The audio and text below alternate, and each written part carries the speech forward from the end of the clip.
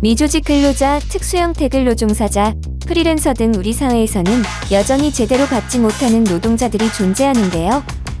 이들 노동약자를 보호하기 위해 정부에서는 노동약자 지원 보호법 제정을 추진하기로 했습니다. 보다 근본적인 차원에서 노동약자들을 보호하는 제도적 기반을 마련해야 합니다. 정부는 노동약자 지원과 보호를 위한 법률을 제정해서 노동약자를 국가가 더 적극적으로 책임지고 보호하겠습니다. 미조직 근로자란 노동조합에 가입하지 않은 근로자를 의미하는데요. 2022년 기준으로 전체 임금 근로자 2,140만 8천 중 노조에 가입한 272만 2천 명을 제외한 1,868만 6천 약 87.2%가 미조직 근로자인 것으로 추정되고 있습니다. 노동약자 지원 보호법은 노동조합에 가입하지 않은 미조직 노동자가 질병, 상해, 실업을 겪었을 때 경제적 도움을 받을 수 있는 공제의 설치를 지원하고 노동 분쟁을 조속히 해결하고 제대로 보호받을 수 있도록 분쟁조정협의회 설치와 노동약자들을 위한 표준계약서, 권익 증진을 위한 정부 재정 지원 사업의 법적 근거를 담고 있습니다. 미조직 근로자의 권익 보호를 위한 근로자 이음센터가 개소됐는데요. 근로자 이음센터는 취약 근로자의 실질적 권익 보호를 위한 의견을 수렴하고 다양한 서비스를 제공하기 위해 설치됐습니다. 근로자 이음센터는 서울, 평택, 청주, 광주, 대구, 부산 전국 6곳에서 운영되고 있습니다. 근로자 이음센터에서는 무료 상담과 상담 결과에 따른 고용 노동 서비스 지원, 근로자가 소통할 수 있는 공간을 제공하고 정책 제안 등 의견을 수렴하는 기능을 수행하게 됩니다. 고용노동부에서는 오는 6월 10일 미조직 근로자 지원과가 출범합니다. 미조직 근로자 지원과에서는 미조직 근로자들의 권익 증진을 위한 정책 등을 수립하고 갈등 해결을 위한 근로자 분쟁 조정 지원, 일하는 여건과 처우 개선, 미조직 근로자 이해 대변과 소통 활성화를 집중적으로 추진하게 됩니다. 노동약자를 위한 복지를 확대합니다.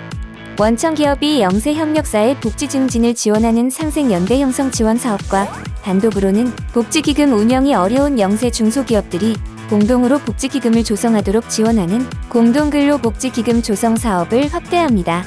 배달 서비스 공제조합을 설립하고 시간제 보험을 확대해서 배달업 보험료 부담을 낮추도록 할 예정이고요. 플랫폼 종사자를 위한 휴게시설을 지속적으로 확충해 나갈 계획입니다.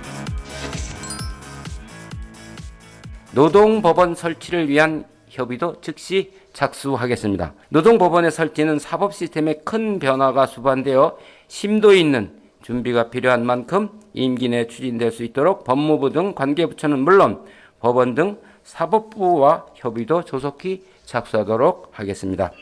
노동법원은 노동 관련 민 형사 사건을 종합 처리하는 특별법원으로 현재는 노동 관련 사건은 지방노동위원회와 중앙노동위원회의 판정에 불복할 경우 법원에서 1심과 항소심, 상고심까지 총 5단계를 거치도록 되어 있는데요.